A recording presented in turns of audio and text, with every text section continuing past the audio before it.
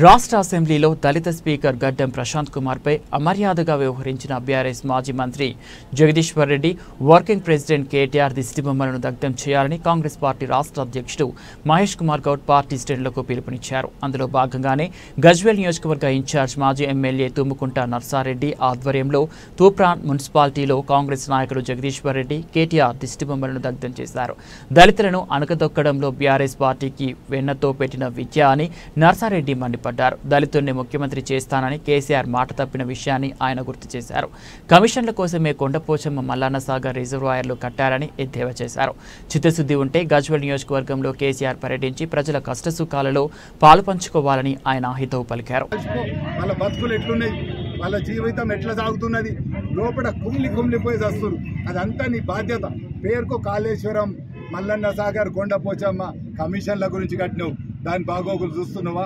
ఇవాళ ఎట్లునే వచ్చి నువ్వు ఎమ్మెల్యే ఇక్కడ ఇప్పటికి కూడా నువ్వు ఏదైనా మంత్రి దగ్గరికి పో, ఏదైనా ఐఏఎస్ ఆఫీసర్ దగ్గరికి పో, కేసీఆర్ నీకు ప్రతి ఒక్కరు పనిచేస్తారు.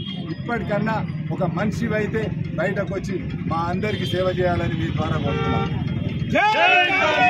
ఆధ్వర్యంలో ఒక సంవత్సరంలోనే 2,032 కోట్లు మా గజ్వేల్ ప్రాంతానికి రుణమాఫీ అయింది. అంటే నువ్వు ముఖ్యమంత్రిని కూడా చేయలేంది, మేము ఓడిపోయినా కానీ ఇక్కడ చేస్తూ పెడుతున్నాం. ఇవాళ నీకు 58 లక్షలు తీసుకున్నావు, ఈ 15 నెలల జీతం. నీ బాధ్యత ఏంది? ఎవరైనా ఒక అటెండర్ కానీ ఒక ఐఏఎస్ ఆఫీసర్ కానీ జీతం తీసుకుంటే పని చేయాలి. మరి నువ్వు పని చేస్తున్నావా? 2 రోజులు అసెంబ్లీకి పోయినావు, ఒక్కసారైనా గజ్వేల్ ప్రాంతం ఎక్కడికైనా వచ్చినావా? ఎక్కడికి రాలే. మరి నీ దగ్గరకు వస్తే వాళ్ళని కలుస్తున్నావా? కలవవు. ఒక ఎమ్మెల్యే అంటే ఆయనకు బాధ్యత ఉంటుంది, ఆ బాధ్యత తీసుకునే విధంగా పనిచేయాలి.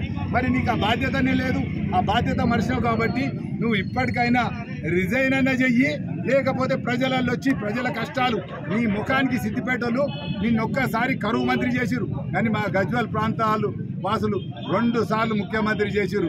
మళ్ళీ ఒకసారి ప్రతిపక్ష నాయకుడు హోదా ఇచ్చిరు. నీకు ఇంత చేసినా గజ్వేల్ ప్రజలకు సేవ చేయాలన్న ఆలోచన లేదు.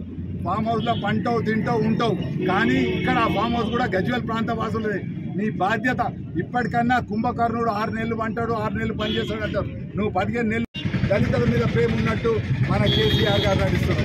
నిజంగా కూడా ఇవాళ మనం గర్వంగా చెప్పుకుంటాం, మన ఆల్ ఇండియా ప్రెసిడెంట్ ఎవరు? ఖార్గే గారు ఒక దళితుడు, ఇవాళ స్పీకర్ ఒక దళితుడు. ఈ విధంగా మీరా కుమారి లోకసభకి స్పీకర్ ఉండే. దళితులు అన్ని కులాలను కలుపుకపోయే పార్టీ కాంగ్రెస్ పార్టీ. మరి అందుకనే ఇవాళ ఆ జగదీశ్వర్ రెడ్డిని సస్పెండ్ కాదు, ఆయన శాసనసభ కూడా రద్దు చేసే విధంగా ఉండాలి. ఎందుకంటే మీరు చూసిరో లేదో, ఒకసారి మా సంపత్ కుమార్ అన్న అసెంబ్లీలో ఆయన అన్నాడు ఎవరిని, పోచారం శ్రీనివాస్ రెడ్డిని. దానికే ఆయన శాసనసభ రద్దు చేసే ప్రయత్నం కూడా చేశారు. అంటే వాళ్ళకి దళితులు అంటేనే మొదటి నుంచి కూడా చిన్న చూపు. దళితులు అంటే ఎక్కడనో అంటరాని వాళ్ళు, దూరం ఉండాలి. ఇవాళ దళితుని పట్టుకొని నేను సార్ అనాలా అని వాళ్ళకు బీఆర్ఎస్ వాళ్ళకి. అదేవిధంగా ఇంకొకటి మీరు గమనించాలి, ఇవాళ గజ్వేల్ తాలూకాకు టీఆర్ఎస్ 10 సంవత్సరాల కాలంలో 100 కోట్లు రుణమాఫీ చేస్తే ఆ పార్టీ పుట్టింది. ఎందుకంటే మొదటి ఎలక్షన్స్ కన్నా మొదలు కేసీఆర్ గారు ఏమన్నారు, దళిత ముఖ్యమంత్రిని చేస్తా అన్నారు, కానీ మాట తప్పిండు.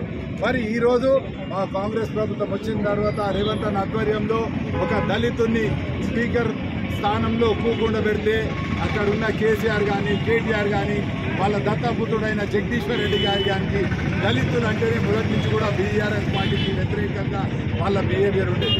అందుకోసమే ఇవాళ మా పిసిసి అధ్యక్షుడు మహేష్ కుమార్ గౌడ్ గారు ప్రతి మండల హెడ్ క్వార్టర్లో జగదీశ్వర్ రెడ్డిది, కేటీఆర్ది, కేసీఆర్ది వాళ్ళ దిష్టి బొబ్బ దహనం చేయాలని పిలుపు మేరకు ఇవాళ ఇక్కడ ఈ కార్యక్రమం తీసుకున్నాము. మీరందరూ కూడా గమనించాలి, బీఆర్ఎస్ పార్టీకి మొదటి నుంచి కూడా దళితులకు మోసం చేసుడు అలవాటు. ఆ రోజు దళిత ముఖ్యమంత్రి అన్నాడు, తర్వాత ఒక దళితుని ఉప ముఖ్యమంత్రి చేస్తే కారణం లేకుండానే ఆయనను బర్తరాఫ్ చేసిండు. ఈ విధంగా దళితులను